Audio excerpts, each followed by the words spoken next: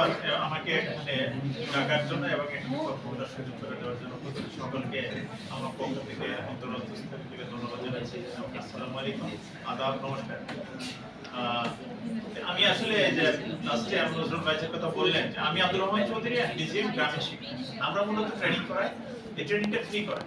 আমি আমার নিজের ভুলে কম্পিউটার ওয়েবসাইট যেহেতু এখন ইয়াং জেনারেশন আছে, আমরা computer office application program free করাই, মাত্র 100 টাকা লাগে, সবকিছু 100 টাকা। গ্রাফিক ডিজাইন আমরা শিখাই, মোটরসাইকেল মেকানিক্স আছে 4 মাসের কোর্স ফ্রি। তারপরে গার্মেন্টস মেশিন মেকানিক্স 18 ধরনের মেশিন আছে যেটা ফ্রি শিখাই, যেখানে 12 লক্ষ টাকা দামের মেশিনও আছে ফ্রি। স্পোকেন ইংলিশ 3 মাসের কোর্স, সপ্তাহে 5 দিন হয় free. Dressing and tailoring free.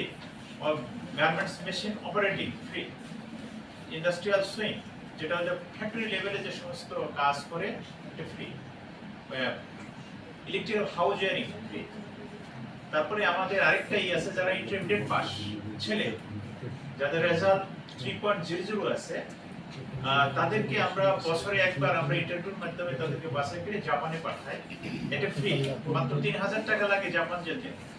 আপনাদের কাছে এটা তথ্য নেই।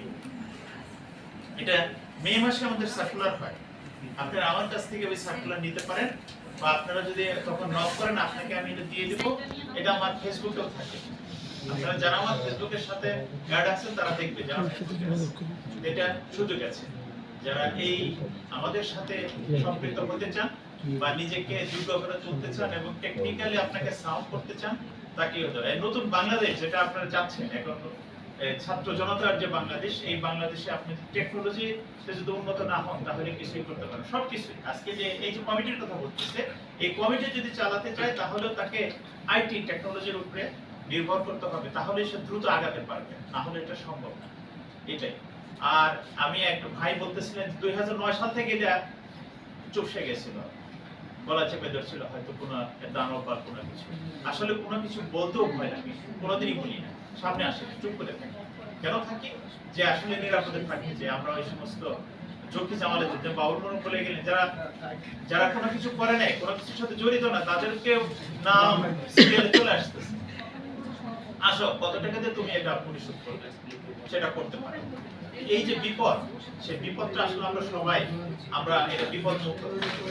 তবে একটা দেশকে যদি সুন্দর অবস্থানে নিতে হয় সেখানে আসলে দুর্নীতি মুক্ত হতে হবে প্রত্যেক জায়গায়, প্রত্যেকটা প্রতিষ্ঠানে দুর্নীতি হতে পারে, প্রত্যেকটা প্রতিষ্ঠানই দুর্নীতি মুক্ত হতে হবে।